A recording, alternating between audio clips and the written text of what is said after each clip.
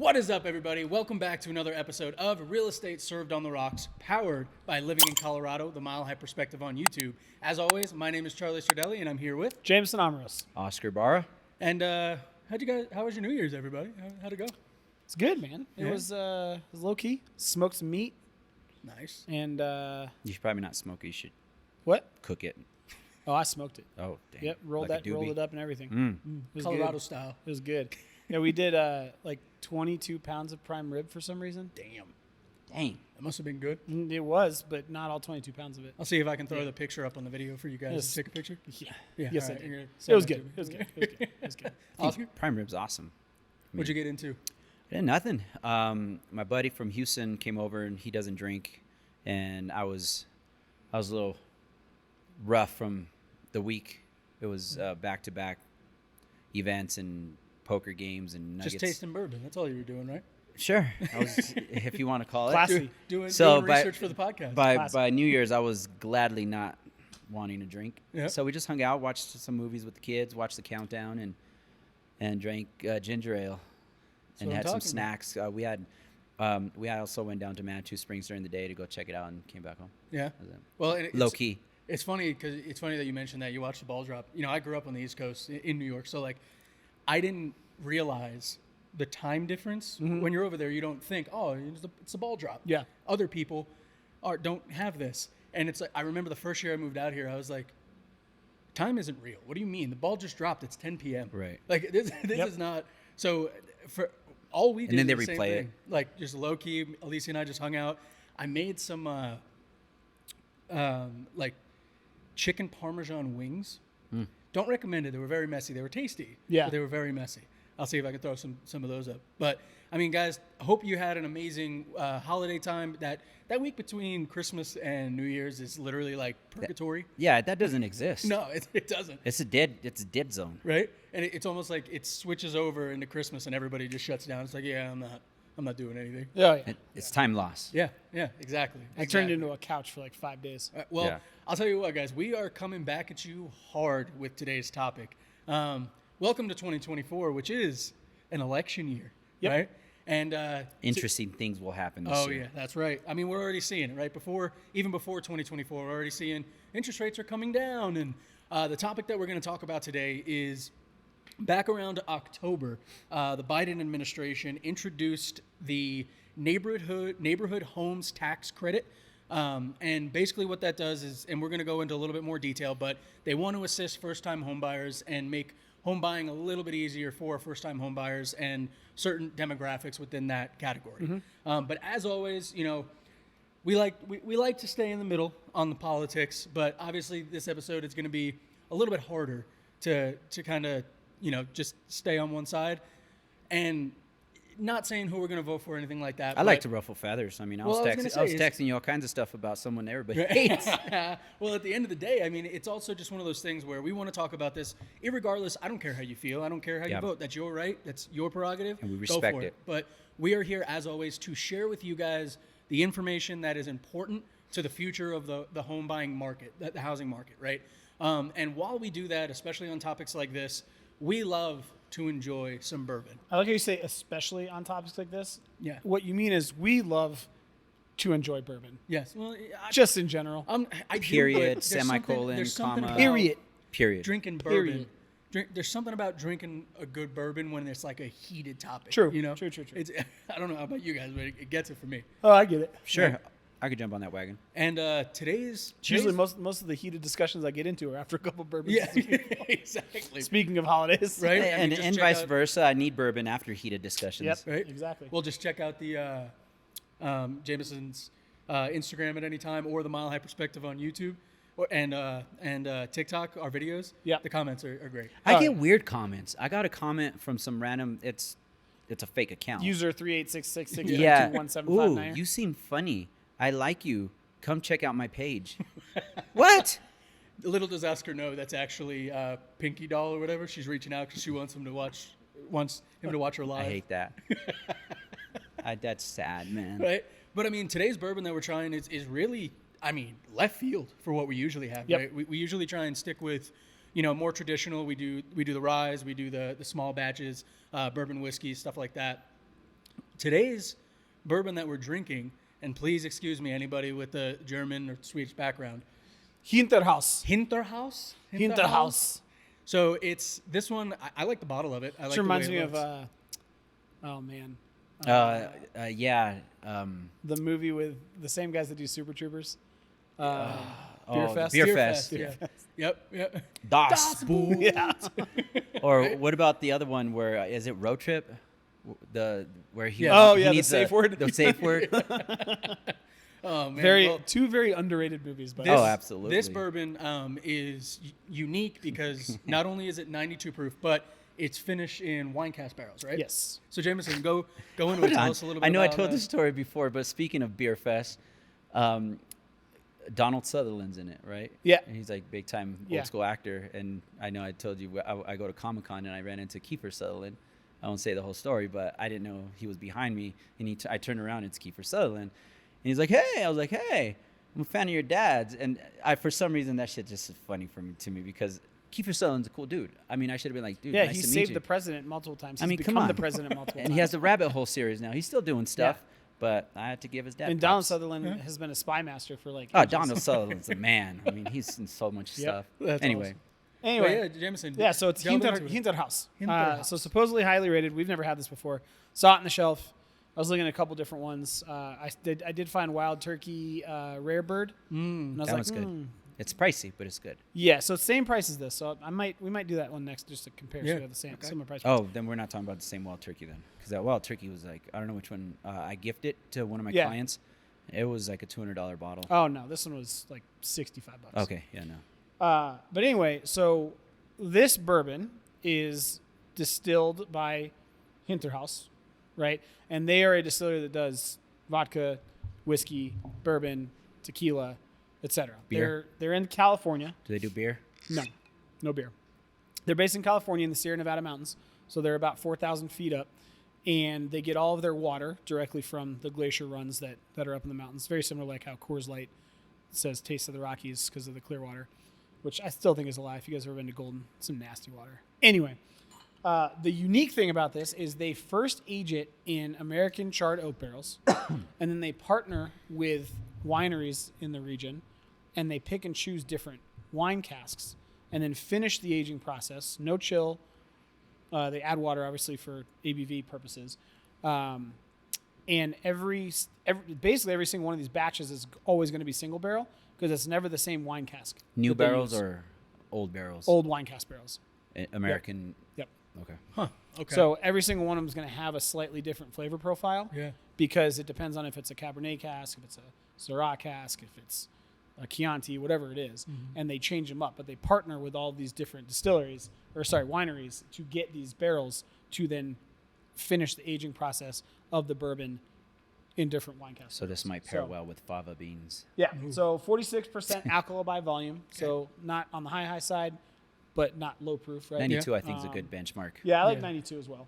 And so they got 94 points as one of the top 100 bourbons for sipping under $100, Okay. right? And they've got a bunch of awards for a bunch. They've got a bunch of different what else? Accolades. Yeah, Accolades. yeah, Okay. yeah. But it's interesting because one of their highest ratings is from the Wine Enthusiast. Really? Yep. That's So- very interesting. Well, I mean, I'll just say on the nose in general, like we actually didn't do a neck pour on this bottle. No. But we did pop it open, and I will tell you, the wine smell, like that Yeah. that sweeter smell, very prevalent in this thing. I went ahead and poured it out. First off, in the bottle, I don't know, does it almost have like a red hue, you guys? Yeah. I mean, they don't add color. So. Yeah. Well, and it's weird because it's still amber, but it's almost like it just has a very subtle, like, when you finish a glass of wine and that's that last little drip that's in Yep. the bottom, that's the kind of color that I'm seeing, and you can almost see it in the bottom of the bottle Yeah. as it reflects. And does it give anything on the notes? Yes, but Okay. I want to hear what you guys think. Okay, I want to go to Oscar first. You know what, I've been missing Oscar's flavor descriptions here. I could see where the wine comes through. It's almost like I can smell the sweet dryness of the wine. Not just the sweetness, but Kind of like a Merlot. Yeah. I wonder if this is going to be tart because of the cask. I'm not getting a whole lot, guys. I just got done with a cold. So I mean, I'm getting, for me, the burn is almost non-existent. Yep. Yeah, You got to go pretty deep. You I mean, it's there for the proof, but it's Right. not. Yeah. It's mild. Yep. No. And then, I mean, for It's a like a- bourbon, that wheat is that grain smell is very little. It's very small with the grain, which makes sense because of the wine cask. But It's kind of peachy, I was gonna say a little bit more fruity. kind of like dried peach, Yep. And then also dehydrated, apples. that caramel is subtle. Yeah, there's very subtle. like a sweet vanilla. Mm-hmm. I'm getting more fruit than anything. Yeah, which makes sense. Like a peach blossom. I don't know. Okay. Yeah, that's what A I little got. bit of spice coming in at the end. A little bit of spice on the nose. All right, Gemma, what is it? What is it? Break So it down. the aroma should be chocolate oranges, Okay. Chocolate orange. plum, which would make sense just based off of Yep. it being, a red wine cask. Cherry cola, Wow. which I can get the cherry cola a little bit. Cherry Yeah, cola. I can see the cherry cola. And then this one Flat I don't cherry really know how cola. to define. Hints of agriculture. That's Oscar. That's your. So grass, it could bro. be That's your anything grass. agriculture. It could be the sprinkler system. it the It could be soil? a row of corn. Could be the It could be the soil. the dirt on the exhaust of blades. the Yeah. of the tractor. Yeah. Oh man. All It right, could well, be porch swing. I don't know. right. It could be a Monday morning. Yeah, exactly. I honestly, I crop. think this one again, just and for everybody who doesn't know, the glass that we have in the middle of our table, that is for the gentleman that brought us all together and started this podcast, JC Ortega, and we leave this glass untouched for the entire episode, and we use this as kind of our opener. Benchmark, yeah. Yeah, like and go, okay, this is what it tastes like open. Yep. So I'm excited to see what comes through on this, because I feel like the alcohol is going to open. It's going to get a little bit heavier on the nose as it opens, but I'm also interested to see how the sweetness dies down. Maybe some fresh cut alfalfa. Agriculture, maybe. I don't know. Oscar's just going through a field in his head, like, all right, is it this? Is it It's that? like they grow radishes at farms, right? All right, yeah, I Yeah. get radishes. Well, gentlemen, cheers. Cheers to the first I get radishes. first bourbon of 2024. Literally, I haven't had anything since last year.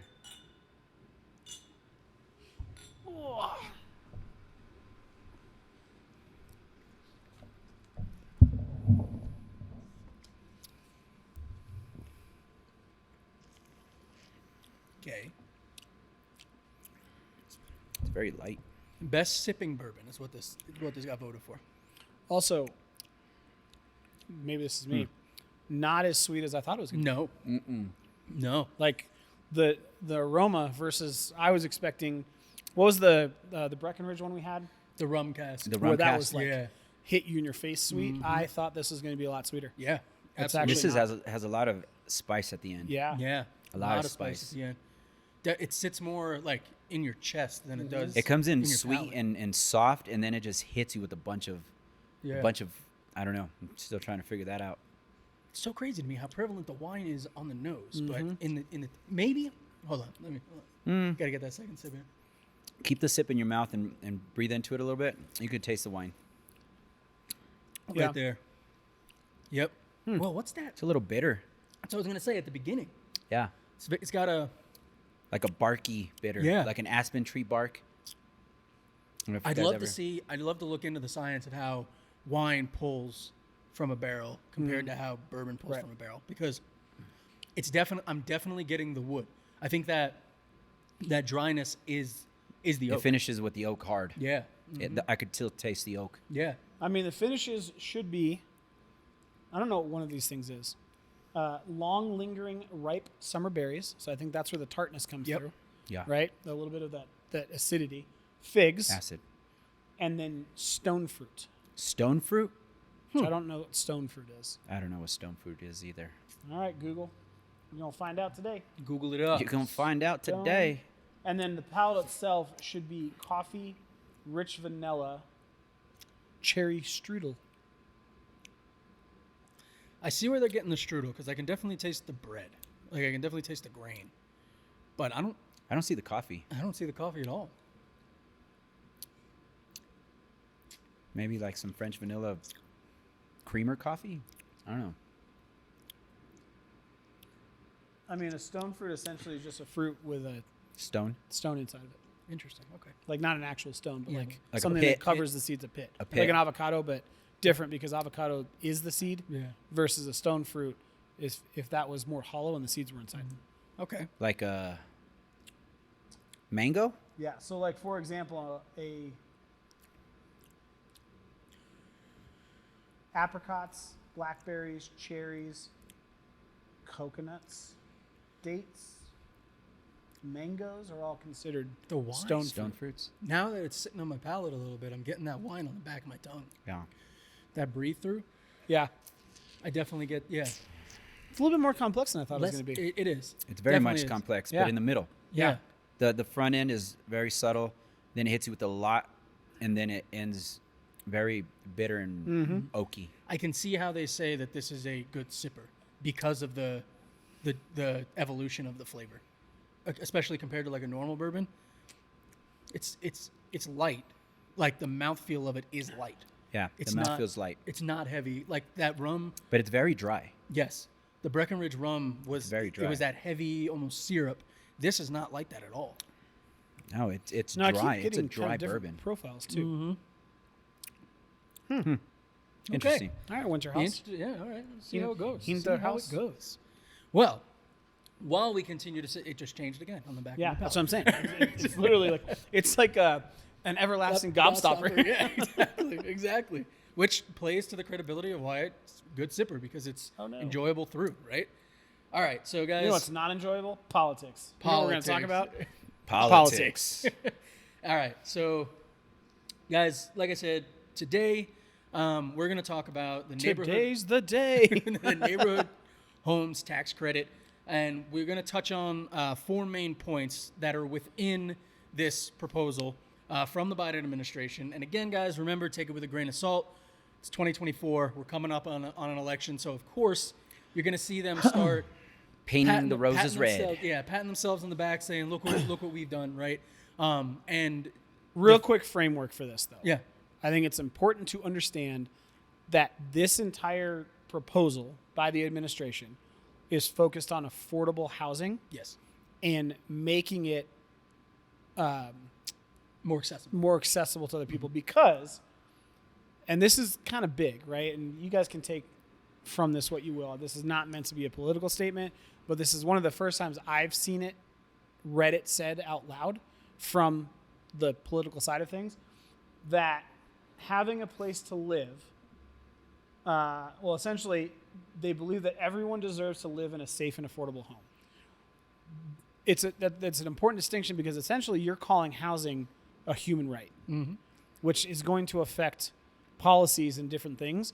But when we talk about the actual name of the bill, right, it's essentially targeting affordable housing, Yeah. not necessarily lowering the price of current homes on the market, And that's going to take. but that's- expanding the availability for lower and middle income families, individuals, et cetera, to gain access to housing. So a good episode. If you guys want to go watch through a little bit, skip through before you come into this episode. Remember, drop a like, comment, whatever, and then come on back to us after you watch it. Is our affordable housing episode. We talk about what affordable housing actually is, not what the perception of affordable housing is. And again, we're gonna touch on a lot of subjects because this is a proposal that's bundled. Yeah. It's not just one thing.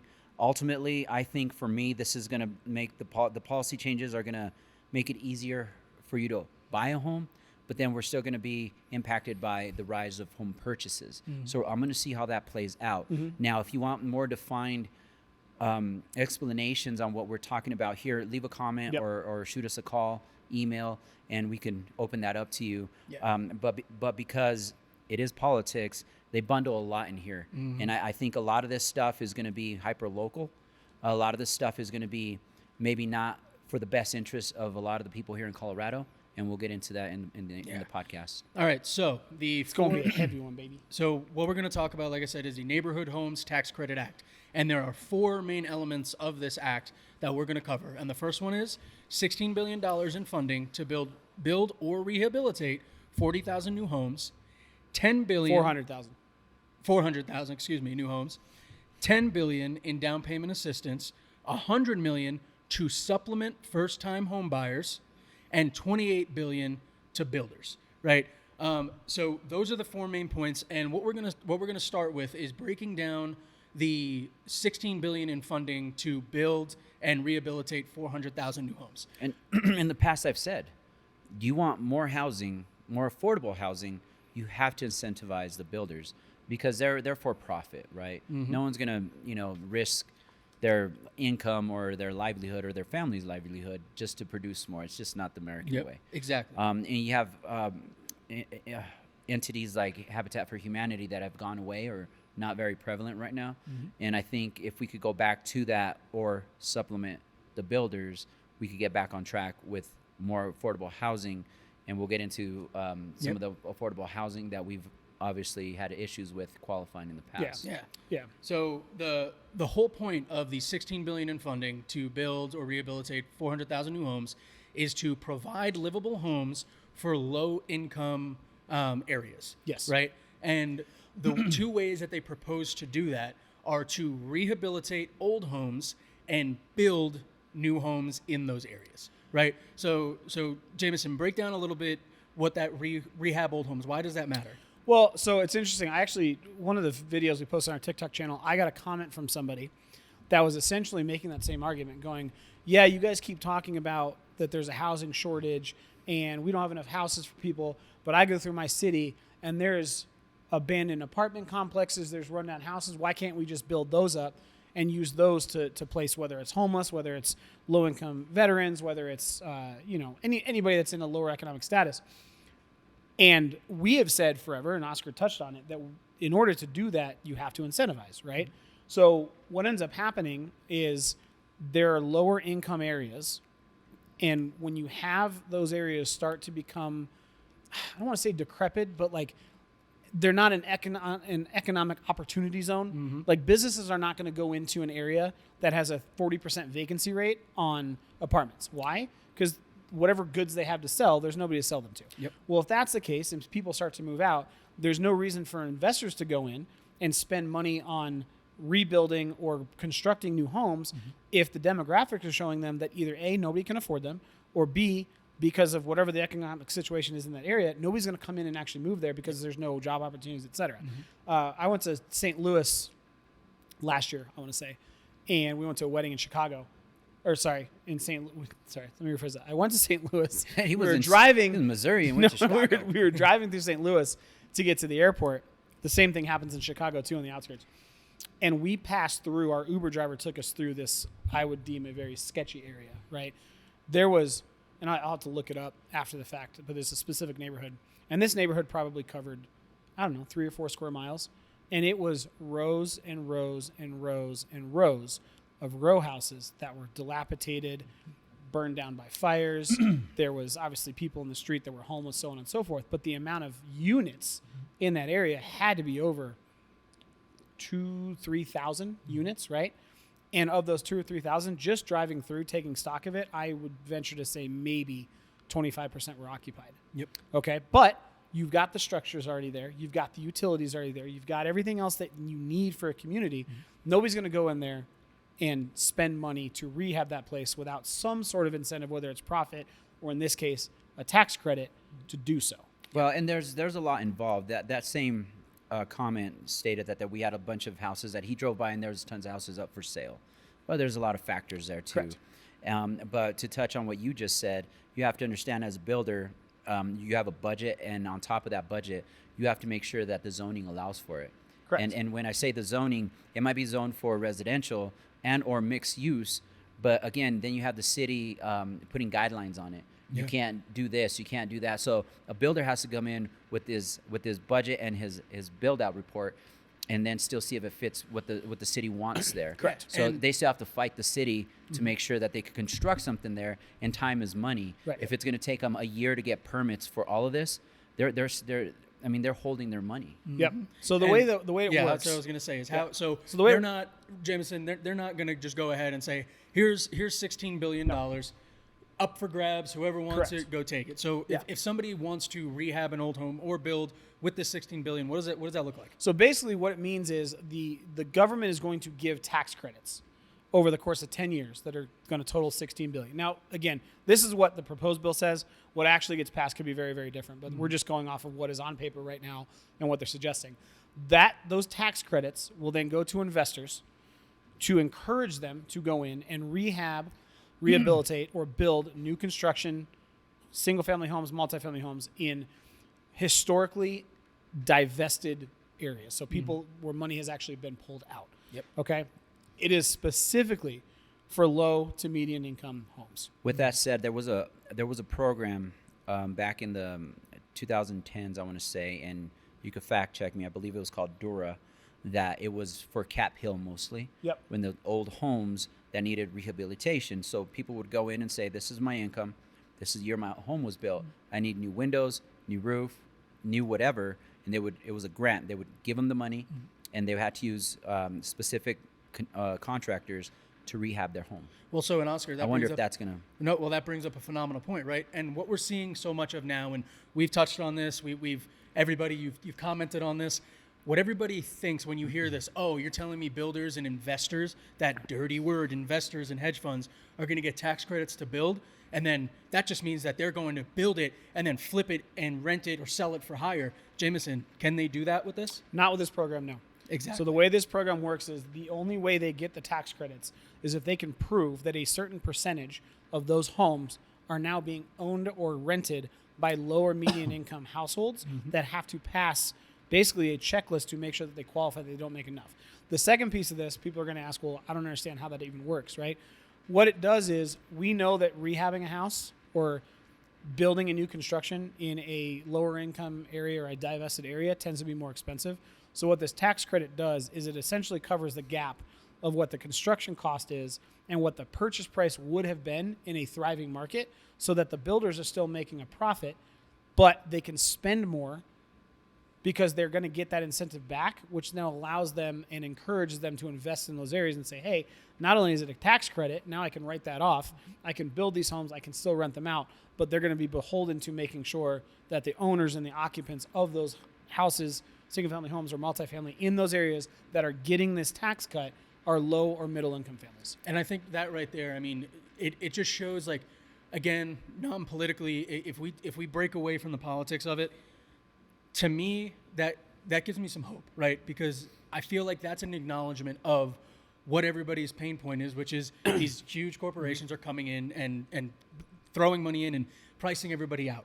I like how they're pushing this for that. And again, non-politics, I just like where their head's at, because it feels like they're actually not just going, hey, here's some money, fix it. They're going, oh, wait, if we tried that already, and look what's happened in a lot of states across the country, right? And Oscar, to your point, I mean, the next part of this, and Oscar, you touched on it, was part of this is $28 billion are going to go to incentivize builders, right? And what that's going to do, and the whole purpose of that, is to add inventory and incentivize them to build lower income properties. And if you are a follower of the podcast, a listener, watcher, whatever you are, we called this out probably 4 months ago, right? What are some possibilities for the housing market to get better? And it is incentivizing these builders to build more properties that are accessible by low-income families and individuals. And go for it, There's Oscar. a double-edged sword to that, right? Because at the same time, not only incentivize, but allow for some of these zonings to allow for it. And then you got to vote. The people have a say, right? Will Castle Rock allow you to go ahead and build a bunch of stuff? Are the people going to like that? It's a demographic thing. It's a generational thing. Lakewood, I don't think they're going to allow for that either. They're not. The neighborhood doesn't want new construction or more commercial. So we got to get over that hump too. So it's going to be very hyper localized, because here in Castle Rock, I don't know what the demographic is, but there's a big Gen Z and Boomer population that doesn't want Castle Rock to grow. You know, they want to keep it small. They want to keep it a small town. And then you got the millennials and the Gen X's that say, hey, let's move forward. So we got to get over that hump too. So again, when it comes to this episode, you have to really do your homework on what you want as an individual, and then talk to your parents. Talk to your aunts, uncles, or grandfathers and say, look, this is my point of view, and maybe spark up a good conversation. Guarantee they're going to be like, hell no. Yeah, well, and something that plays into that too, Oscar, is, and to My not new favorite word. Yeah, I was going to say to not get too real estate-y on everybody. And the biggest issue with builders right now is, as Oscar said earlier, it's a business, right? Yes. You're not going to start a business to give away money and not make money. So what ends up happening, and Jameson has a beautiful word for it, is these builders go in and they want to sell their houses for the most. They want to rent them for the most when they build them. So what ends up happening is they only build certain kinds of housing, and that housing isn't really accessible and something that's doable for low-income families. Well, So, put it this way. Would you like to invest in the stock market and say, hey, let's just give the startup $100. You're only going to make $1 back. Yep. Yeah, just because we want this startup to really launch. I'm investing my money. I want them to go big and make the most profit from it, right? I mean, that's kind of a vague, weird way to look at it. Same with the housing. You're not going to invest your money to make a buck. It's a waste of time. especially not when you're a multi-million-dollar company that's in multiple states dealing with different regulations and stuff like that. But JMO, you added a word to your vocabulary today. Well, we'll get to that, but I want to touch on what you guys just said. So when we talk about affordability, right? We're going to switch from just affordable housing in general to affordability. The basic crux of the problem is supply demand. We have too much demand for people. I know it keeps changing. Chocolate. I know. 100% just got the chocolate. All right, it's just dry. My mouth is super dry. It is right dry, now. but not sip it. Sorry, JMO. Nope, you're good. 100%. I got the chocolate. Yep. The cherry and the chocolate. 100%. Sorry. I got All the right. cherry. The black cherry. So we got to figure out a way to, and we'll even just talk the rental market, right? It's just a microcosm of what we're talking about. You need more affordable units for apartments. We've talked about this in a previous episode. The problem is developers will go in and they will build one of three types of buildings: Class A, Class B, or Class C. Basically what that means is it's either going to be a high-end unit, middle-of-the-road unit, or a low-end unit. The difference of building a low-end unit versus a high-end unit is negligible because you're buying everything in bulk, right? So if I'm buying Corian countertops versus buying granite countertops over the course of a 200-unit apartment complex, as a builder and an investor, it's not going to cost me a ton. But if I can go from Corian countertops to granite, and if I can go from carpet flooring to LVP, but I can now charge $500 more a month in rent per unit, I will do that all day long. And Oscar said it time and time again until he's blue in the face. That is why tax incentives, we call them low-income housing tax incentives, are needed to incentivize builders to build low and middle-income homes, whether it's single-family or in this case multifamily. That's part of that $28 billion in this plan, is to give that to builders and say, hey, we know you're going to make a ton of money building Class A high-end units. We need you to build Class B and Class C so that we can bring rents under control. We can provide more units. And by doing so, we will now give you a tax credit to cover the difference of what you would have made market value if you built a Class A building versus now building Class C. So That's what it is. Well, I think that's something important to highlight right there. This is not $28 billion that these builders are going to go, hey, here's a pool of money and go grab it. Yep. What this does is this covers the gap. So if they were going to build a, let's say, quote unquote, luxury unit versus a quote unquote standard unit, this $28 billion is to go, hey, we're going to give you the money that you would have made if you made that luxury one. So now you're not losing anything, but Correct. you can build the houses that we need. Or more, and then Yep. do volume. And then with the $16 billion with the rehab, they're also outside of the money. I think they're going to revamp the 203K. Yes. The FHA through 203K loan program is an FHA program that you could buy a house that needs help, right? So it needs a remodel. Basically, it's a job. rehab loan. It's a rehab Yep. loan. So you go in, you purchase the home for, let's say for round numbers, $100,000, and then after remodel value is $150,000. So they'll lend you $150,000, and you could do draws from it. So they'll allow money for housing for you or to pay the loan, and then for the contractors to rehab the loan, and then you buy the house, you get the work done, and then you refinance it, and that's what a 203K is. Yep. So they're going to revamp that, and outside of that, also for the consumer, is they're going to allow for that money for somehow, some way, I don't know, ADUs.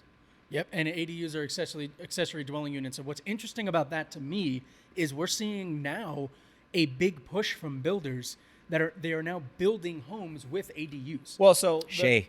to answer Oscar's question, one of the ways they're going to do that is they're going to allow projected rental income from an ADU, auxiliary dwelling unit, to factor in whether or not you get approved for the actual loan of building an ADU on your property. Yep. So that's how they're going to do it. So you don't have to have a rental history. You just have to say, hey, it's a 2-bedroom, 1-bath, X amount of square feet. This is what the market rent is. This is what I'm projecting.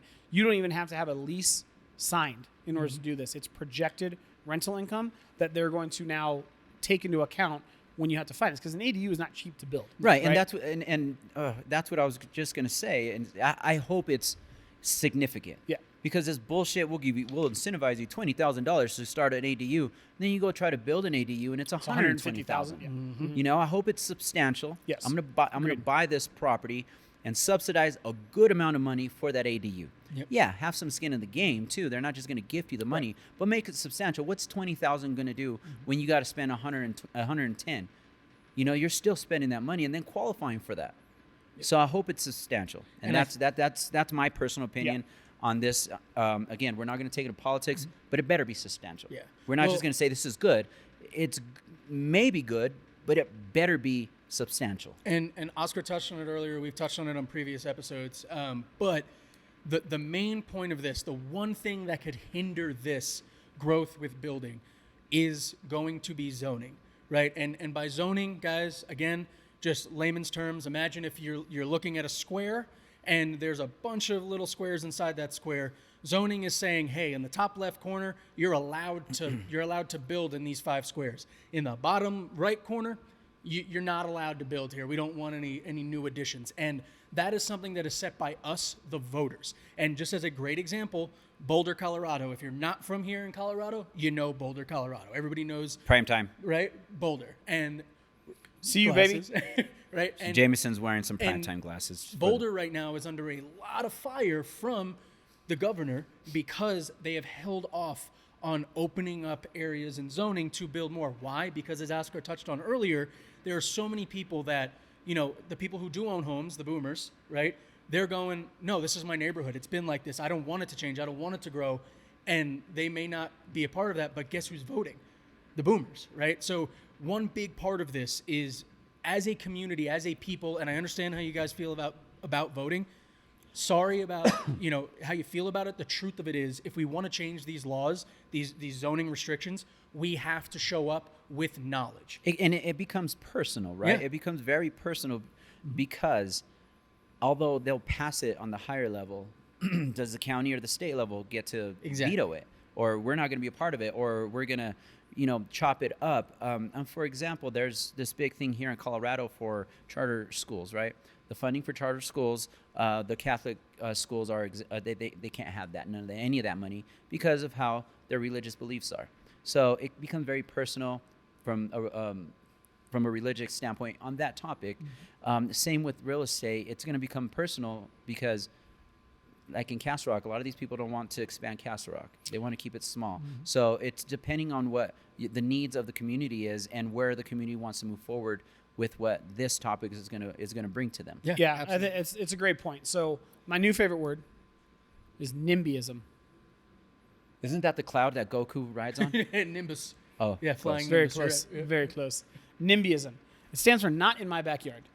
Okay, and what people need to understand. Walmart. You should think Walmart when that comes. Yeah. People need to understand that the federal government can introduce, when we talk about zoning laws, all we're talking about with zoning laws is in order to create more supply, there's 2 ways to do it, right? You build a ton more houses, just somewhere, right? Or people sell a bunch of their houses and they die. And So we're kind of in between a rock right? and a hard spot here because we here's can't build west. Well, and here's the problem. When like we've talked about rates, and we've said, okay, if rates come down to 5.5%, it's going to unlock home inventory, which it will, because anybody that's in that 3-4% range now may see it as not as big of a jump to sell and then improve, right? But here's the thing. If I have a first-time home buyer that's renting, it's waiting for rates to drop. I have a homeowner that is owning and waiting for rates to drop. Rates drop, that homeowner puts their house on the market. So they add 1 unit to the inventory. But then the first-time home buyer who is currently renting buys that house. So the net is zero. We haven't changed inventory, right? We've given people more choices. We haven't added to inventory at all. And then if a new construction home gets completed and that person that sold that house now goes and buys a new construction home, well, now we've just negated that increase in inventory, right? So we're essentially just creating churn. We're just creating churn for more people. And then you got the investor that wants to keep the house and rent it and buy the new construction. So the only way to change that is to introduce more new construction homes. That is it. Like a lot. That is it. But to Oscar's point, in most metropolitan areas, well, every metropolitan area, but as far as the population goes, they don't want to buy a house on an acre, right? Get away from the neighbors, and then the next parcel of land next door is multifamily, mid-rise apartments, townhomes, wherever you want it, right? The other thing is zoning laws have to be changed at the local government level. They cannot be changed, really, by the federal government, okay? There's one way they can. Do you guys know what the term is? What is it? Eminent domain. Eminent domain. What comes after? God forbid. Which means the government goes, hey, guess what? That's our land now. Yep. We're going to do with it what we please. You guys can go fuck yourselves.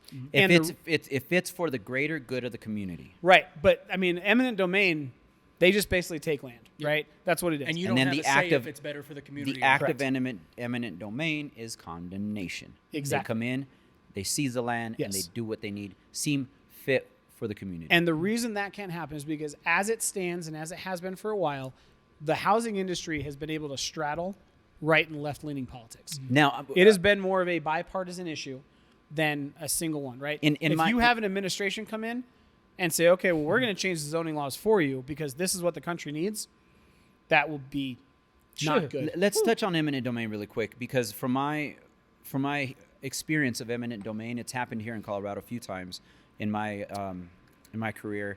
It's more so for the light rail. Correct. They did eminent domain over on Colfax in Lakewood, and they took a lot of land from people, and they offered good money. And also over in the Rhino district, right, for I-70. Yep. Eminent, it's usually for transportation for the growth of the community. Correct. Now, can they do that for building housing? I don't know. I don't know that they can. I don't know if that's part of it. But is it an option? Absolutely. I mean, you put it this way. I mean, I don't know this, right? This is just an opinion. But if you start classifying something as a basic human right, and then the government goes, well, in order to provide that basic human right, we need this land. I could see why there would be an argument that could be made. It would go to the Supreme Court. You got someone that's been homesteader there for 100 years, and then, hey, I'm not going to sell. Well, we'll give you $5 million. Nope, I'm not going to sell. Money's not an option. Okay, well, now we're going to flex our government muscle, and we're taking your land. That sucks. Right, which is why it hasn't happened. I don't think it will happen, but that is why when we talk about zoning, in order to build more houses, right, and more units available for people to bring normal affordability down, zoning laws are going to have to change. And zoning laws are affected by a lot of different things, but all of it is based on the local level. So all the government can do, and that's the reason we're talking about incentives and all these tax credits and different things, is they essentially can dangle a carrot and say, hey, if you guys do this, we will reward you. The other option is the government goes, hey, if you don't do this, we're going to take money away from you. That's something you either take it or you take the money. But that's something they don't want to have happen. So that is why when Charlie talks about going out and voting and really understanding kind of what's at stake in the big picture, it's important to look at something like zoning laws, because in Castle Rock, for example, you've got minimum lot sizes. And what those minimum lot sizes do is they prevent higher density housing. But minimum lot sizes also cost more. So if they cost more, then you're going to get charged more for your new construction home, so on and so forth. I mean, there's so much factors to this too, because if I get to voice my opinion, it's affordable housing. You know, they're painting it as affordable housing, but it's just a trick for stimulus, right? They're going to try to stimulate the economy and the real estate market. But there's so much factors, because we talk about affordable housing. Our prices here in Colorado have gone up so much that it has to be drastic. We went up so much. I mean, in 10 years, I was selling houses in Harvey Park for $100,000. Let's call it 15 years, $100,000. Those same houses are selling for $600,000. That's insane. So when we say we take that blanketed word affordable housing, there's a lot more involved. Well, and think about it this way, right? People will say, well, Colorado, let's take for example, we'll just build east, right? There's plenty of space out there. Just build houses east. You A lot of space but in that Hugo. goes now back to why? If there's no industry out there, like you're not going to see 18 new subdivisions pop up in Strasburg because who's going to move to Strasburg, right? Well, and then what it's do we an do hour and a about half commute to Denver. So you go northeast, a lot of agriculture out there. Sure. You go just east of Castle Rock, again, cattle, agriculture. What are we doing with them? Right. Right? Because back in the 80s, you would head up 70s and 80s. You would head up I-25. Literally, Denver Metro would stop at 84th. Mm-hmm. You go. My grandmother lived in Berthoud, Colorado. We'd go visit her. From 84th all the way to her house was farmland.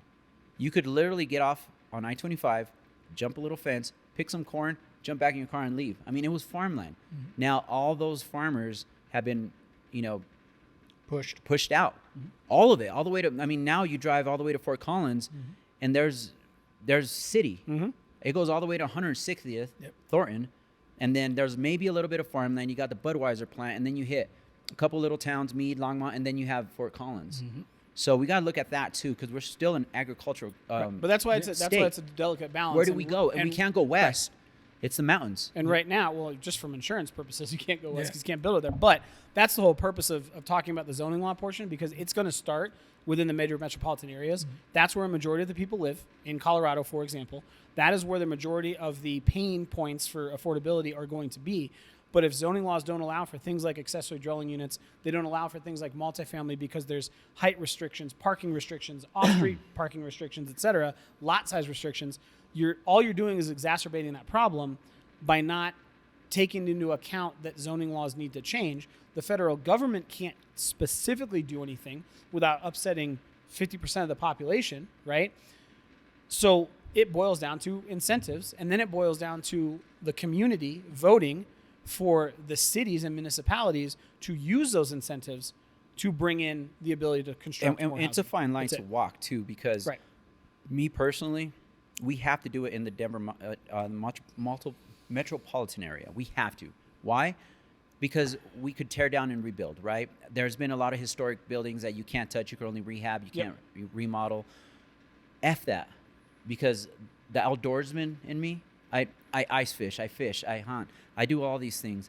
I don't want them to go into our natural forests. I mean, I don't want them to go into our outdoors. Absolutely not. I will vote against that 100% of the time. I just will, because I love the outdoors. Mm-hmm. Where do we need to do it? We need to change the zoning within the metropolitan area, the Denver metro area, and fix that. I mean, build up for all I care. Just don't build out. Don't mess with my outdoors area. Well, and that's my personal opinion. You guys want another solution? Okay. I'm just fine. I like to, when we do these kind of conversations, I like to get both sides, right? Because we've been reading from the Biden administration's actual announcement, and they have their own agenda. And then you go out and you have people that have different views. This is an interesting one. So this says that a better way to expand low-income housing would be to make any new construction that met the criteria for low-income housing exempt from income tax.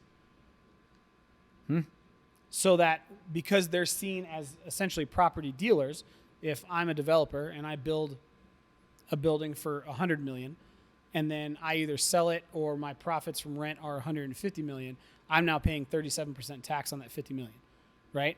Well, what that does is it makes developers go, okay, if I'm going to get charged 37%, instead of making $50 million on this project, I want to make $150 million, so I can keep more money in my pocket. Mm-hmm. By making developers tax exempt, if they build low-income housing, they keep 100% of the profit. That in and of itself would incentivize, and what it does is it will then allow taxpayers to keep more money, and it allows local developers to decide when and where they need to put these buildings because they know the local market a little bit better than, bureaucrats in Washington or whoever it is. It's an interesting idea. And I know Charlie is the one that kind of handles the segue of our topics. That opens up another incentivized opportunity for an investor which is they're revamping the land trusts. And we've talked about the affordable housing with land and trust is that when you buy a house, you're buying land and you're buying the property, right? Most of the value is in the property. Now, as a builder, I'm going to build it out, and you're going to say that I can lease out the land. So I keep the land, I lease it out, and then I could sell the home, and then they're still making a profit there. So with revamping that, it allows more people to do that because there's people that are like, I don't give a crap about the land. It's pretty much almost like rent, but I own it, so there's still a profit margin in there, and the builder gets to keep the land. Yep. Or the corporation. Well, and so the first half of this, I think they did a really good job of kind of breaking it down. The first half addresses actual livable homes, the inventory of homes, and then the second half of what we're going to talk about, you can tell that they're focusing more on who's going to buy those new homes, right? And the next portion of this is $10 billion in down payment assistance is going to go towards first generation low income buyers.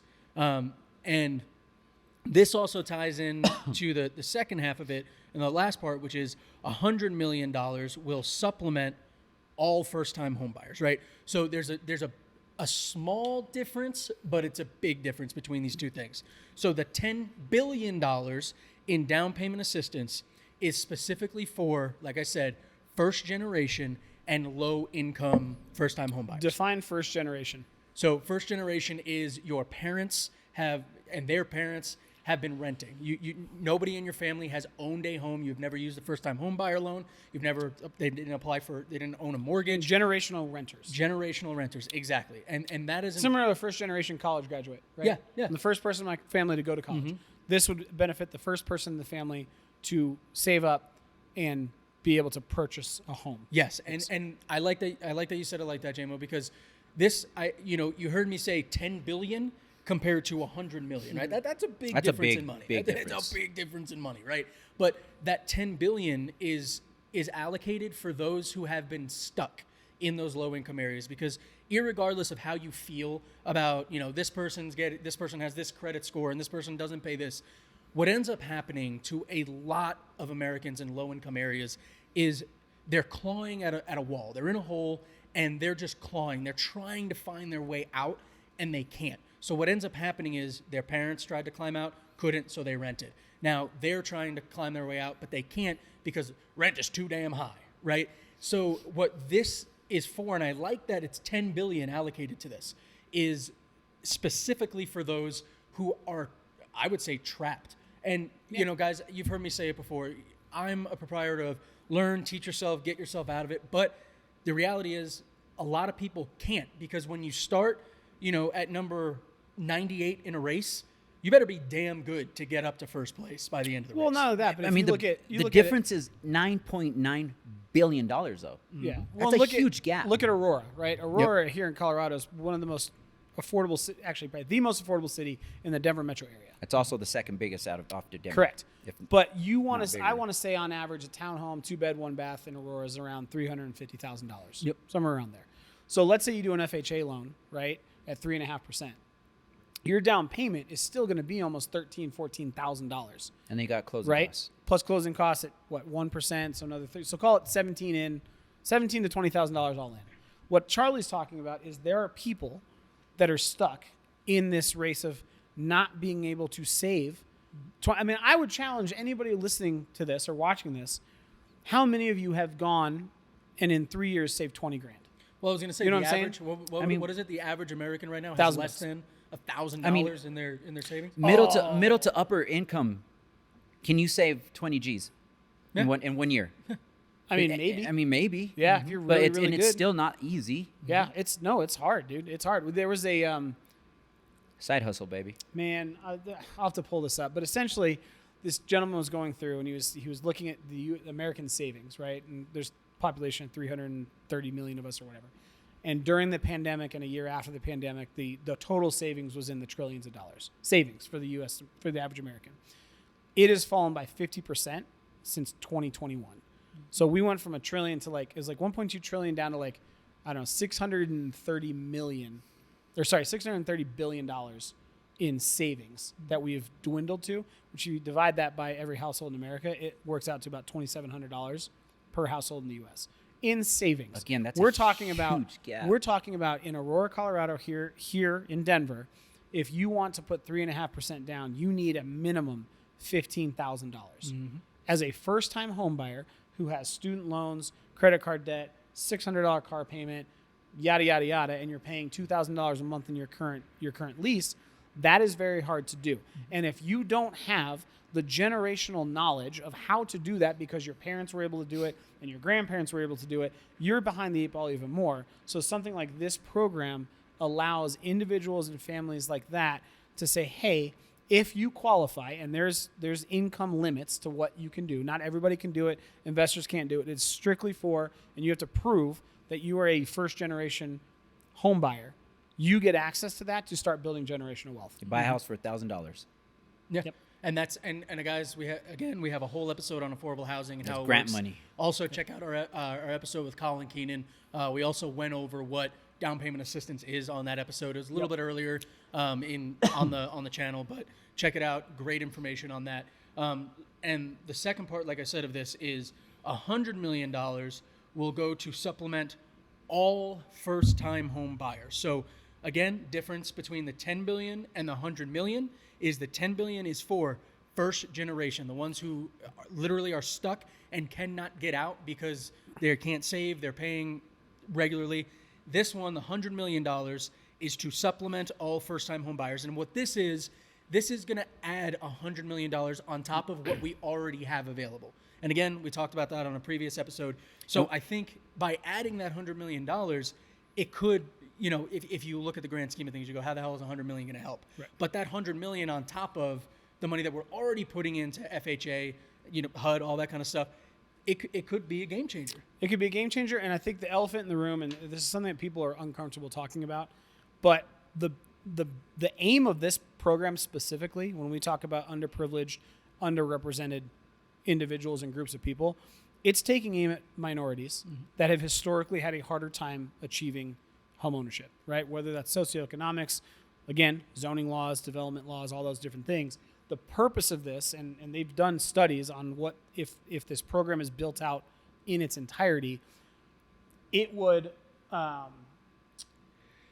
it had the potential to help, basically the groups of people would help. 35% would be African American, 25% would be the Latino population, right? Which we know that is something that has been, zoning laws have kept minorities in areas for decades, whether or not people want to talk about it. If you don't want to talk about it, fuck you. It happens. And this is a program. It's true. Dude. No, it really is. It's true. It's just something that gets sorry. flipped over because people don't like to feel like they're negatively impacting somebody else. And that's what it is. And this will allow a positive impact to those unrepresented groups that will help them break that cycle of continual renting, working 3 jobs, not being able to have a steady monthly payment that doesn't increase 7 to 10% every single year because of lack of affordable units to rent, so on and so forth. And I think that's a potentially a huge impact. And the definition of a first-time home buyer can be you owned a home in the past, but you rented for a while. You're considered. I think it's 3 years. It might be less than that. Is it less? It might be less than that. I thought it was 3 or less.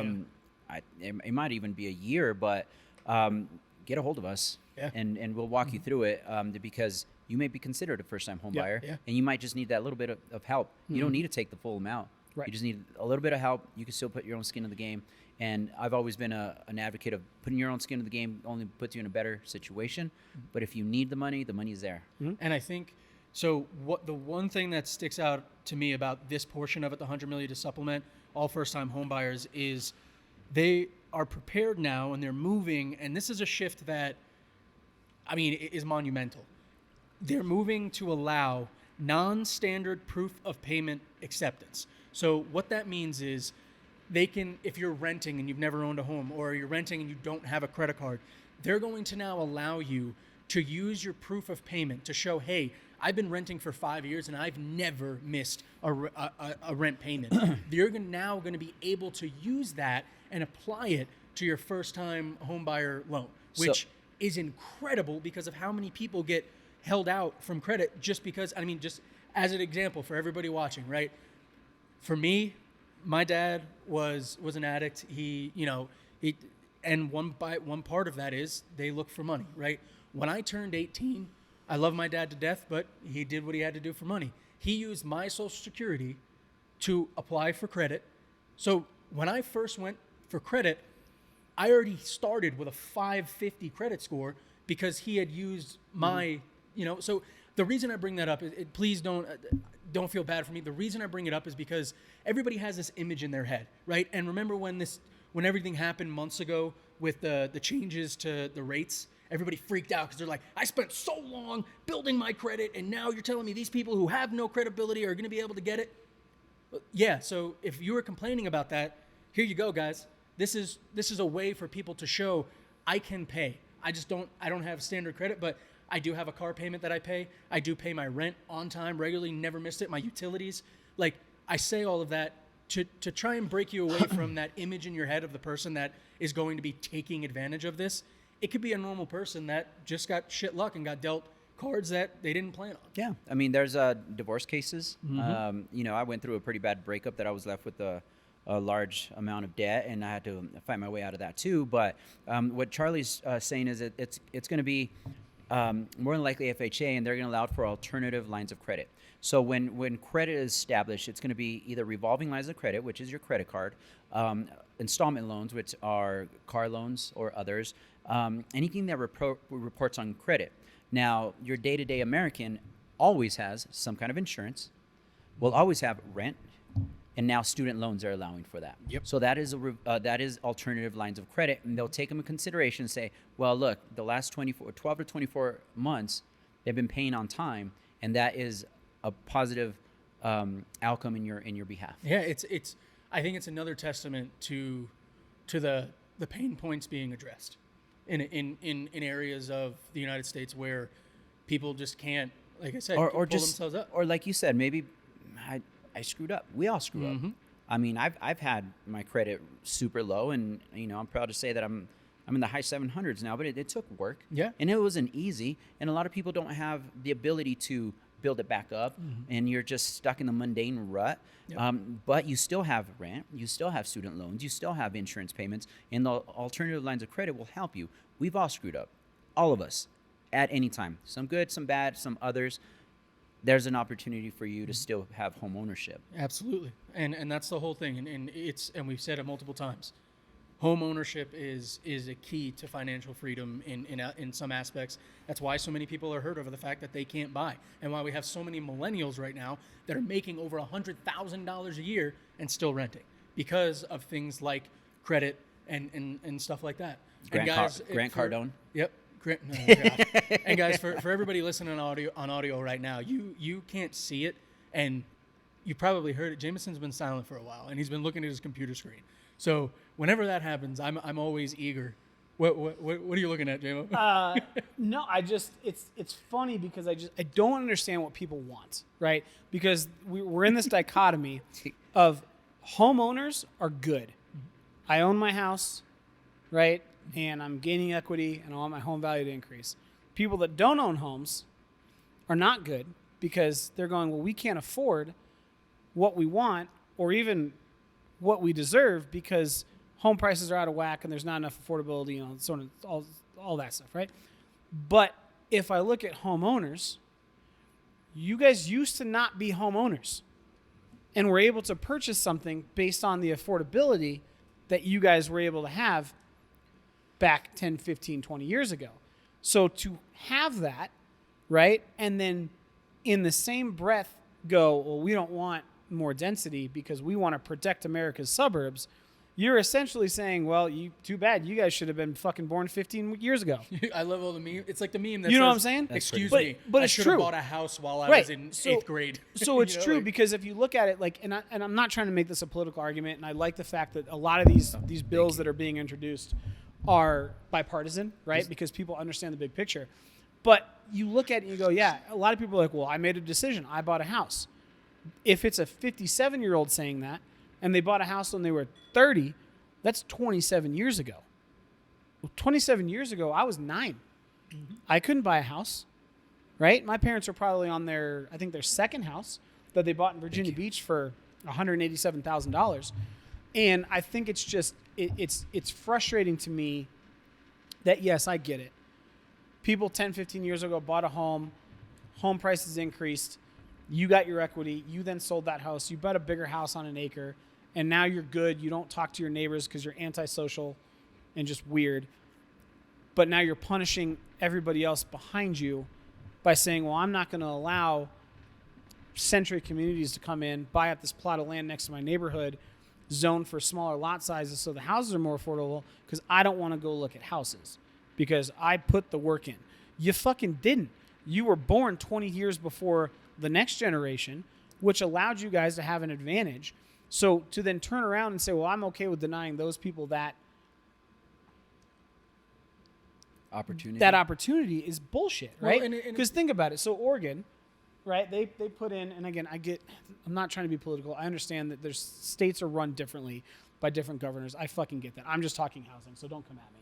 But come at him. Yeah, I want to see it. Don't come at me because I'm just saying from a human I love being, those comments. from a human being standpoint, right? So in Oregon, cities with a population of 10,000 or more. Hold on. So yeah, Oregon required cities with a population of 10,000 or more, so this would be Castle Rock, right? To allow duplexes within single-family neighborhoods. Okay.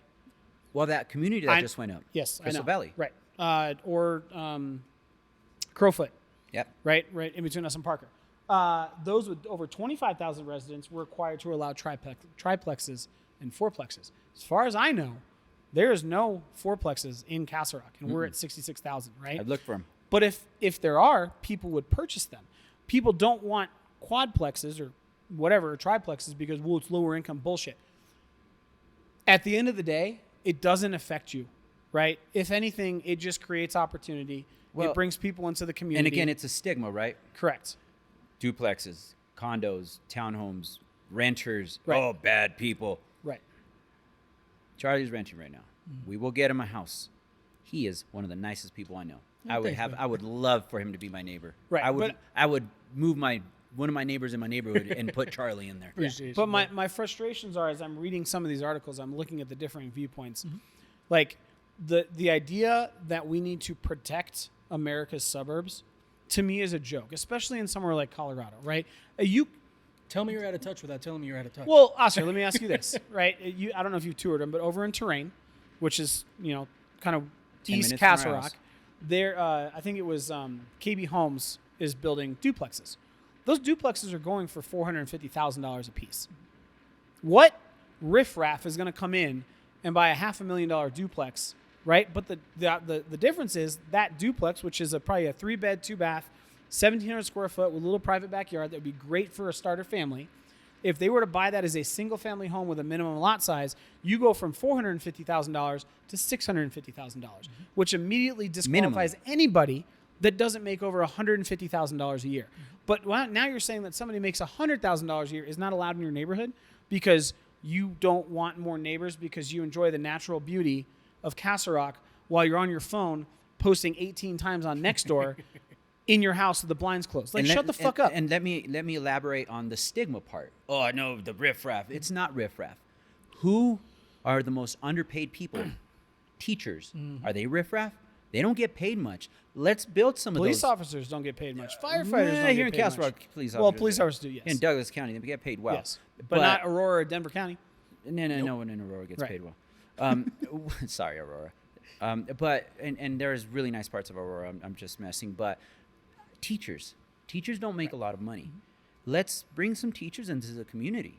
I'll build townhomes and duplexes. And really, you're not going to want a teacher as your neighbor, right? But that's my point. Is you get the majority of people, actually not the majority, 100% of people that are against changing the zoning laws for higher density things like duplexes, triplexes, quadplexes, etc., are the people that already own. But it's a scientific fact that those people used to rent. They just happened to buy at the right time based on history, not based on a choice that they made. They didn't gamble on the market. They didn't time the market. They just happened to be 27 with a $30,000 a year job and home prices were at $98,000. And they were able to parlay that into more and more and more purchases, which good for you, but you didn't choose I hate the decade that parlays. you were born at Never all, hit. right? So if you can't turn around and give back and go, you know what, I'm going to support the zoning laws that make sense. We don't want to go buck wild, right? I don't want to allow 15-story condos in the middle of Crystal Valley Park, right? Like, that's not what I'm trying to do. But if it's in new construction, 20% need to be duplexes or triplexes to bring affordability in, just because somebody makes less money than you doesn't mean they are a detriment to your fucking neighborhood. Well, and I like to play devil's advocate. So, if you will, right now, in my current adultness, I'm like my son. No one's a stranger. It's just someone I haven't met yet. Mm-hmm. And I would enjoy to see new people, a good community, right? That's why we have police officers, and hopefully we could keep it under wraps, because there is some bad gigs out there that ruin it for everybody. Right now, let's go. Mm-hmm. Now, in my older age, I'm not gonna lie. My house now, I'll probably pass it down to my kids or whatever the case may be. I want acreage. Sure. I mean, at my old age, I just want to be kind of left alone to my own demise, and I'm a little rednecky. I just want acreage to do what I do, and that's okay, but I'm going to work up to that status, if you will. Not only And that, but dude, I'm going Oscar, to move away. If I were to sell you a house, if you were my client, and retire. right? Yeah, right? but if you were my client and I sold you a house, let's say you were on 5 acres in Bell Mountain Ranch. Done. Okay, cool. Where I would have a problem is if Douglas County or Castle Rock came in and said, hey, I know you have 5 acres, but we want to use 2 of those acres to add homes. And we're going to pay you for those 2 acres, but I'm going to erect a 4-plex on your property. Yeah. Yes, that is a completely 100%, different story. 100%. But if I'm on 5 acres, I'm sorry, I've sold multiple 5-acre, multi-million-dollar properties. You don't see your neighbors. Okay? You just don't. Hell, And- my buddy lives on 5 acres in Brighton, right by Highway 76, Right. and rarely sees his neighbors. Right. That's in city. Yep. So I understand that portion of it, but I think people are just, it's this don't tread on me attitude that you didn't earn it. I'm sorry to say, but like if you bought a house and whatever because you were at the right age and you had a job and the house. Now you housing made a good prices- decision. Correct. You did make a good decision. And you probably had somebody that was like, yeah, you should buy right now.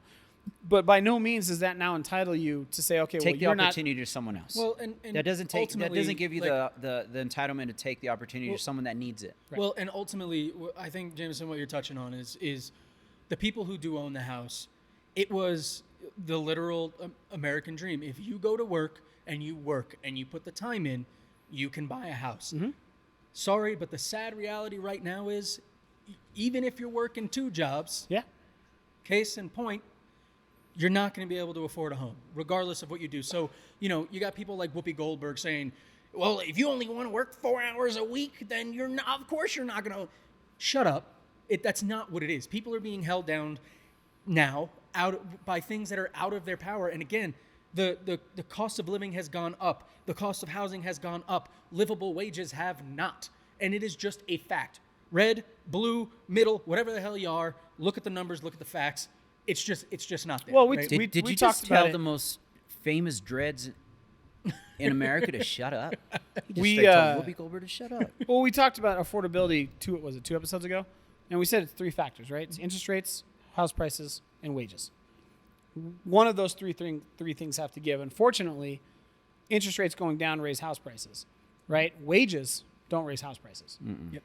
That's what has to happen, right? So, and wages have increased. We're at 7%. Inflation's at 3%. So we're actually getting getting in there. balance, but it's a lagging indicator, Some right? headway, but it's not even No, close. it's a lagging indicator. It's going to take time. So, in order to combat that, if we want to now increase supply while wages continue to increase to balance out what we're dealing with, on top of trying to make housing as accessible to everyone as we possibly can with some of these policies, including zoning laws, the zoning laws are what's going to have to change. Like, plain and simple. We need to be able to build more, denser, in populated areas to allow people the opportunity to begin to build generational wealth and work up to I want my 5 acres of privacy and so on and so And forth. I think what ends up happening is, as we get towards the end of the episode, we start we start going, and it's funny because we always tend to tie it in. So I think I'll tie it all together. So I think now we should move into our One Rock takeaway for today's episode. And guys, just as you're tuning in on today's episode, if you only watched the One Rock Takeaway, we talked about the neighborhood homes tax credit and the 4 elements of it, which is $16 billion in funding to build homes, $28 billion in tax credits to builders, which will add inventory and incentivize builders, $10 billion in down payment assistance, and $100 million to supplement. And now we're going to talk about our One Rock takeaways, which is the conclusion, the conglomerate of our thought for today's topic. Who wants to take it? Oscar? I'll go first. All right. Again, I like to play devil's advocate, but during the pandemic, I think they did a fucking horrible job by reducing rates to what they were. I took advantage of it. I'm not going to lie. That was goddamn near free money. So I moved during the pandemic because it was so cheap. So did but it caused us to be in the situation we're in. Now, this package, I think, was something that should have rolled out during the pandemic because it didn't mess with the interest rates. And with dropping the interest rate, what that did, it put a pool of people that had no business being in there.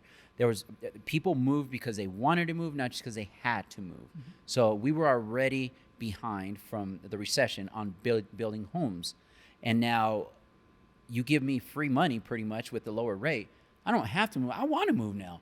And my house is going up. Instead of helping the people that needed a home, which this package looks like until I see it on. Until step in the right direction. It's a step in a better direction than what they did during the pandemic. And I think this should have been implemented in 2021 instead of the crap they did. I did take advantage of the crap they did. And every time the government gives me an opportunity to take advantage, I'm going to do it just like every American should. But I think this package, if done right, can help and ease some of the general public's concerns and welfares. You know, without harming. I mean, I don't see how this can affect in a negative way the market or moving forward. The way we did it with the pandemic, we did it try to crash it, and it didn't work. We tried to stimulate it a little bit too much, and it went too far. It fucked everything up with the housing market. I think this is going to help bring back a lot of buyers and maybe keep some of the sellers put, and not the ones that want to move, but the ones that need to move, and kind of balance that out. That's my one takeaway from this package. Hopefully done right. I'm praying that it does good, and if it passes, they revamp a few things that I think that will not be good. Jameson, you want to take it? You want me to go? I'll go because I think I know where you're going to go with yours. Okay. My One Rock takeaway is this conversation is why I like doing this podcast. Mm-hmm. Because I would venture to guess that a majority of the people that do watch or listen to this, if they've heard us beating the drum on it's a supply and demand issue, this is why housing is not affordable, we talk about the stimulus package, lowering rates, so on and so forth. Like, those are all the main headlines. But the underbelly and the actual reason, one of the big reasons we have a housing shortage is zoning laws and zoning regulations. And people assume, depending on what mood they're in, that the federal government's either going to help or going to hurt. And they're going to change zoning laws or they're not. But it's not up to them. It's up to local municipalities and cities and the citizens within those cities to vote for those zoning laws to change. And the only way, and I hope we made that crystal fucking clear this episode, the only way that we can continue to build enough units, whether it's rentals or units for purchase, is to adapt zoning laws as our population increases, as our demographic shifts, as all these different things happen. Zoning laws have to change. It's the only way that we can introduce more units, which will now increase supply, which will bring demand in line, which for the normal American is going to help affordability. Benefit. And then to pay attention to other policies within this bill that will help the lower to middle income families or the generationally renting families get to the point where they can access housing affordably. To add on that, I think this package is going to benefit certain states more than others. Yeah. I think states that have room to grow, Wyoming, Nebraska, Oklahoma, if they do change their zoning, I think a lot of this is gonna drive people to those states. Well, and here's how convoluted this topic can be. One of the ways they were trying to pass some of these incentivized tax credits for builders is to tie it in to transportation credit. Because they understand that if cities want more people to move there, they have to increase the transportation. But in order to get that credit, they would need to implement the affordable housing tax credits. So it is a very delicate game of cat and mouse to get these cities, who are historically very, very defensive when it comes to growth for the most part, outside of charging taxes, when it comes to their population, and then the citizens that vote are very against expanding the American suburb.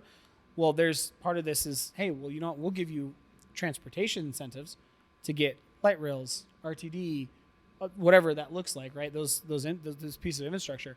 But you have to now involve affordable housing. It will not be a one size fits all. And to Oscar's point, this could play out differently in a state like Wyoming than it will in Colorado, than it will in Denver, than it will in San Francisco, based on what the needs are, Vegas, et cetera, right? Because there's a lot of other things.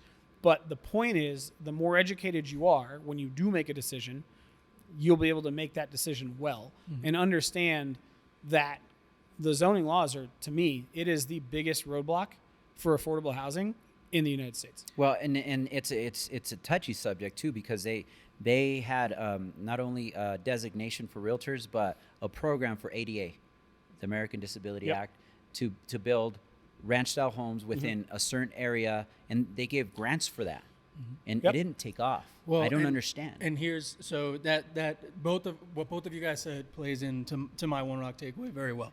And the one thing that we talked about bipartisan, we talk about parties. This is politically, charged with it being the Biden administration and election coming up. There's some things in my One Rock takeaway I want to touch on. And the first one that I do want to touch on is, you heard us say the word supplement multiple times. And when we went to the affordable housing, the $10 billion, the $100 million, that is your government supplementing. That is your tax dollars paying into the betterment of the community. And what I fear is people see the color blue and they see the word supplement, and automatically they go to, this is socialism, I'm not paying for other people. That is my fear. And all I have to say about that is, if you bought a house during the pandemic when the interest rates were at 2.5 to 3.2%, and you are crying supplemented, I'm not helping these people, sit down. Because the only reason you were able to buy that house during that time was because the government was backing your mortgage and putting money towards it in order for you to keep that interest low and buy that house. So if you are one of those people and you speak on supplementation, sit down and shut up. First point. Secondly, I want to break away from the red and the blue of it and speak as an American citizen who is existing in this economic ecosystem right now. If I were to look at this bill, take away the blue, take away the donkey, take away the elephant, this is the first time that I'm seeing something come across where I feel like the pain points are being addressed. Irregardless of color, of red, blue, irregardless of party, we have now hit the, I can't afford a home because I've been held down. We have now hit, people are buying up and the investors are buying up all the available homes, so I can't. That was touched. And this overall, regardless of how you feel about the politics of it, if you look at it objectively as an American citizen, whether it was the red party that introduced it, whether it was the blue party that introduced it, this is a phenomenal step forward for what we are dealing with in today's housing market. That's my one. Well, and don't look at supplement as a bad thing. I mean, you go to the gym, you eat your food, you get a healthy diet. If you want to get bigger, well, you drink some protein, right? Protein powder. What's that called? Supplement. It's a supplement. It's a supplement to whatever we already have to gain, right?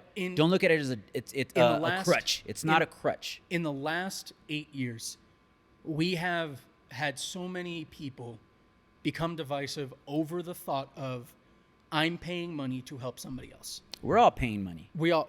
That's what our taxes are. We're all right? paying money. And so that's why I say it like that. And again, guys, like, I know, obviously, I can't wait to clip this and put it on social media because I can't wait for the comments because I want to have these conversations. I don't care. We've gotten so divisive.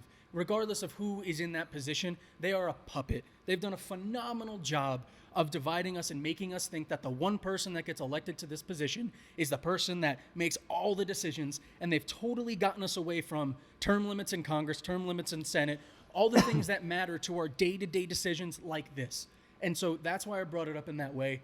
And it's just like, we need to get back to being Americans. I don't care if you're red. I don't care. We're Americans. We're here to help each other. We got what we got by standing on the backs of the giants that came We before need us. to start thinking like our children. Mm-hmm. We talked about the middle schoolers and how Mm-hmm. they looked at things. Yep. One of the biggest things here living in Castle Rock is trying to get us getting to know my son's friends' parents. Mm-hmm.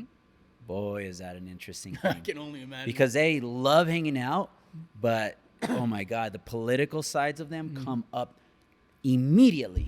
Yep. Immediately. And my son likes hanging out with their son or daughter, and I'm just like, hey, I'm not going to bring that up. You're spewing it at me. I'm going to stay neutral. Mm-hmm. I'm gonna stay neutral. Here's why dollars matter when it comes to affordable housing. This is my last example. We can move on. This topic was touchy. I was So- only supposed to have one pour. Minneapolis, right? Minnesota. They changed zoning laws. Hey, They voted to change zoning laws to allow more affordable housing. But affordable housing, because it's for profit by developers, will always involve some sort of incentive to get people to build something that they're not going to make money off, right? They had a request of $34 million to build affordable rental units in Minneapolis last year. The city was only able to give them out of their budget $16 million. That is where the supplement of this $10 billion grant here and $28 billion in low-income home tax credits are going to go, is when cities say, hey, we want to build more units, and we've got developers that are within the parameters to ask for the money that we've told them we're going to give, but we can't actually provide that. So what that means is that $34 million, they only were able to give $16 million. Quick math, they ended up building half of the amount of affordable units that they wanted to build. that's interesting. Two reasons. I don't know Minnesota that well, but my wife's from there, and St. Paul's the more, diverse, lower income part of that city. So that's interesting. Minneapolis is the one that went for it. And two, land is scarce. There's more freaking water than land in Minnesota. That's what I'm saying. But that's why when people are like, where's this money going to? It's going to provide the supplement, like you just said, to build that housing because the cities have a budget. And they got to spend on all these different things. And if you guys want to, it's just... Here's a good example right now. The mayor of Denver. I don't care. I don't live in Denver. I do care because it's a city I was born in. My heart's always, I'm from Denver. I wasn't a fan of the last mayor. Okay, that's my business. This current mayor is actually reaching out to other cities like New York to see how they're combating homelessness. I like that. I like that he's branching out to see, hey, how are these bigger cities You like combating that? I like it. You like that, Kirk Cousins? like that. I like it a lot with my teeny weeny beanie. It's not a simple problem to solve. No, it's going branch to out. take. Let's it is think going outside to the take, box. Yeah, it's going to take outside the box thinking. It's going to take a Cohesion. ton of resources. It's going to take cohesion. It's going to take understanding. It's going to take empathy. All these things that make us human is what it's going to take. And yet somehow we're using all the qualities: selfishness, greed, bias, that don't make us the worst parts of ourselves to solve it.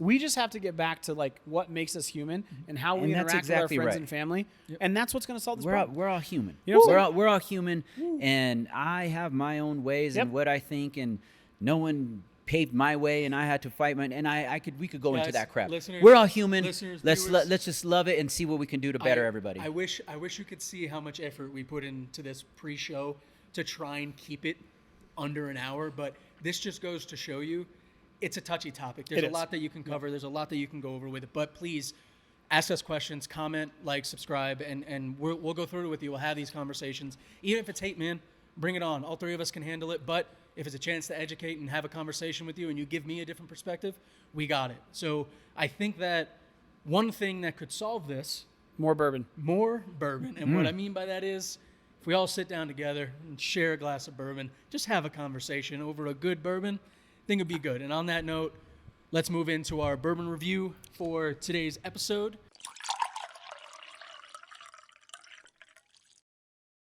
And today we are reviewing Hinterhaus. Hinterhaus. This Which got is- sweeter. I was going to say a 92 Way proof sweeter. that was finished distilled in a wine cask barrel, all different kinds, and it Stayed, opened. It stayed dry, but it was sweeter as I sipped on it. This reminds me of if I were in a boxing match with Sugar Ray Leonard. Every time I feel like I got it figured out, bam, Yeah. I get hit with something else. Bam, I get hit with something else. It's complex, but it's like unpredictably complex. I'm gonna. I'm a little impressed that you know Sugar Ray Leonard. So what's my middle name, homie? Jameson Ray Amoros. Oh, damn! Nice. That's who I was named after. And that's how. Then We there- won't there say you who have I it. was named after my first name, but my middle name, my mom was a huge Sugar Ray Leonard. Sugar Ray fan. Leonard fan. I am of the era of the Sugar Ray Leonard, Roberto Duran. Oh, yeah. battles. I'm not gonna lie to you guys. I'm gonna pat myself on the back with this one. I was right when it came to the glass and how it was gonna Yeah. open. JC's glass, that ethanol comes through way heavier now. Does it? Yeah, way heavier on the nose now. Definitely, I still don't get that chocolate they were talking about, but it's the sweetness died down a little bit. The ethanol came through. I got more of a floral Yeah. as I drank it. A more floral taste. I came through with a more sweeter palate. The dryness held strong. Yeah, And when I say dry, it's kind of like distilled water. It sucks the moisture out of your tongue. That happened throughout the I don't know how process to of rate this. I don't have anything to compare it to. see if I compare it to that Breckenridge rum cask, it'll be 15 best times thing better. ever. Yes. Oh yeah, absolutely. That rum cast was. But- sorry, Breckenridge. It wasn't my favorite. It's what that Breckenridge was trying to be. Yes, exactly. think. That's a great way to put it. Yeah. That is a great way to put it. And Is I that think- table further from me today? I feel like. No, well, it's a smaller table. Yeah. It's gonna get smaller every episode. Right? Yeah, we're gonna Um, be left with just this. Eventually, But it's gonna be like a stanchion. As That's I it. let it open, my glass, I didn't do a second pour, so this is my original pour from the start of the episode. At the beginning, I did not get any of those chocolate cherry notes. Nothing like that. Yep. It was all the sweetness of the wine. Now, 100%, I'm getting that chocolate cherry. They mentioned a pie or something. Cherry strudel. Strudel. fig. Yeah, I'm definitely getting that strudel. I got now. the agricultural part of it. That chopped maybe fruit, that fresh fruit, fresh alfalfa. I don't know if you ever been on a farm and it's just that fresh cut greens. Yep. I get a little bit of that, but it's Yeah, very summer berries, figs, stone floral. fruit, rich vanilla, cherry Yeah. strudel, coffee, and blood orange. Still not getting the coffee. I get the acidity of the orange. Yep. Not necessarily the flavor. Yep. But the acidity of that citrus for sure. Interesting. Very, very Jameson. Good choice. All right, now we have to know what's the price on the bottle. $58. Okay. 58. For a 92 proof F58, and we always talk about the companies that do, we call them the shticks, where it's like, oh, I did it in a rum cask barrel. I think that they have done with this not only what they intended to, but a little bit more. Yep. I really like the complexity of it, and you can definitely tell between the dryness that Oscar was referring to, the more cherry, the sweeter notes in it. You can definitely tell that this was finished in a wine cask. As far as, oh wow, I just got a little bit of the chocolate. As far as the overall comparison to other bourbons, I see how this was voted a top sipper because of the complexity and how it changes. You kind of go through different experiences with it while you're sipping on it.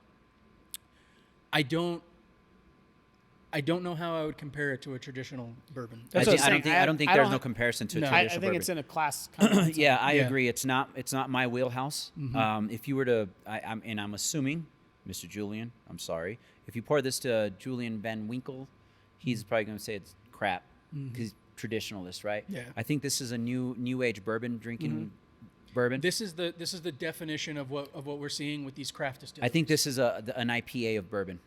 You beat me to it. Yeah. I was just about to say Yeah. that. It's the IPA bourbons. Yeah, Yep. it definitely. It's and- like the coffee stout nitro. Yeah.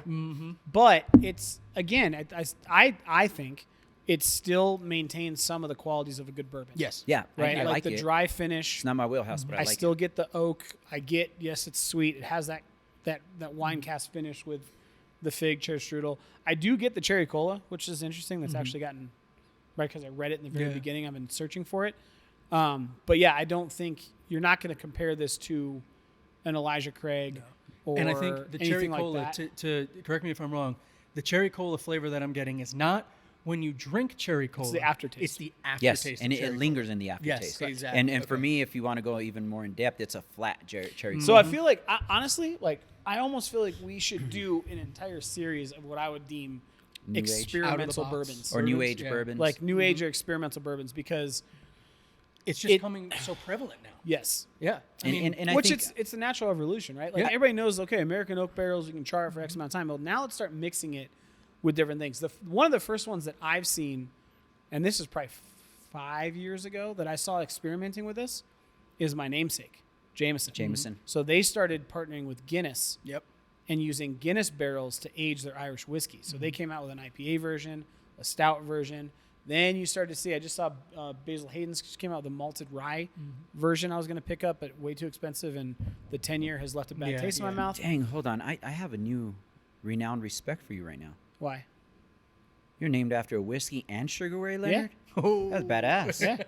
Well done, Mr. and Mrs. Alamos. And my last name means lover. So Hey. trifecta, baby. Dang. I can drink, I can fight, and I love. Well done. Well done. That's awesome. With That is with awesome. with Well, everything you said, I think it's unfair, my rating that I'm gonna give it, just because it's not my wheelhouse. Right. But if you took a category and put it into what a new age bourbon would be, I think I'd rate it better. Yes, I yeah, agree. If I agree. let's say if I were to put this in that Breckenridge rum cask, Oh, it would dominate it. Yeah, it would be Yeah. it would be leagues above for sure. So let's go ahead and move into our rock rating for the bourbon.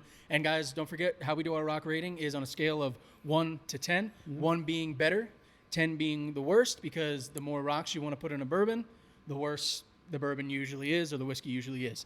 So on that note, Oscar, you said that you're going to be a little mean to it, but what are you looking? What are you thinking? 5.5. 5.5. Okay. All right. And that's based on the overall just bourbon of it all. Yeah, the bourbon and what my wheelhouse is. Yeah. Okay. I mean, I'm more old school all the way. Yep. Okay. I think I'll be a little bit nicer with it. Not very generous, but for what it is, and again, it is a phenomenal experience when you drink it because of the complexity. I'm gonna sit right around a 4.2 maybe for me. I agree. Like I said, I'm trying. It's hard because we've only had, I think, 2 Finished barrels. Yeah. finished differently than in a deal, and the first one was god awful. It was bad. Laura, we still love you. Lauren, Oh, yes. because I think Lauren was the one that brought it, right? I think so. So Lauren, still love you. Yeah, Great choice. you're still But- awesome. And Breckenridge. And Breckenridge is great. Yes. Yeah, we still love you too. But this is head and shoulders above. yeah. I'm gonna probably go because I still like it. Like I see what they were trying to do. And Oh, I it's think, good. I'm not. I think they I had like a it. plan and they executed. We want to have an experimental bourbon that appeals to people with a sweeter palate, but we still want to be able to distill something that has a bite to it, which I still think that bitterness and dryness at the end gives it that bite. It's not overly sweet. I actually love the fact that the on the nose is 100% different Yeah. than what you actually taste. So I'm going to go with a 4. Nice. Yeah. So we got Jameson 4, me 4.2.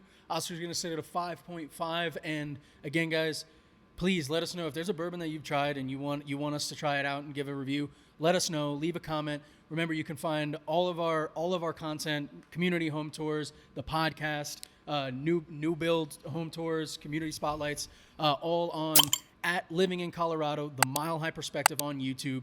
Please like, follow, share it. Leave us a comment. Let's have a little bit of an argument. Let's have a discussion, right? We're all here for it. And remember, guys, we are available to you 24/7. We may not pick up, but you can always leave a message, shoot us a text, and you can send us an email at resotr@themilehighperspective.com or give us a phone call. 303-578-0263. On that note, guys, we look forward to another phenomenal year of this podcast with you guys. Out to everybody who's trying to do their best. 2024 is going to be your year. We're going to make it happen. Stay positive, stay driven, and I have a mission statement for 2024. go for it. Super simple. Lock in. Lock in. That's Yep. it. Yep. Also, I'd be remiss, right? But if you guys are watching this, we obviously have Charlie, the realtor. We also have Charlie, the videographer and producer. Mm-hmm. So just for the people out there, Charlie, if they want to get in touch with you for any sort of videography needs, social media, whatever, where can they find you? So you can find me on Facebook and Instagram at BTG Productions. Facebook is going to have a lot more content right now for my portfolio. If you're a business and you want to kind of connect a little bit more, talk about business strategies, video marketing, stuff like that, reach out to me on LinkedIn, Charlie Sardelli. You can find me on there. More than happy to talk with you guys. It's this video production space is crazy, and it's only getting better. So The man if you have knows any what he's doing. questions, reach out, please. But guys, on that note, been a great episode, great conversation. So happy to be back. Yep. Cheers to 2024.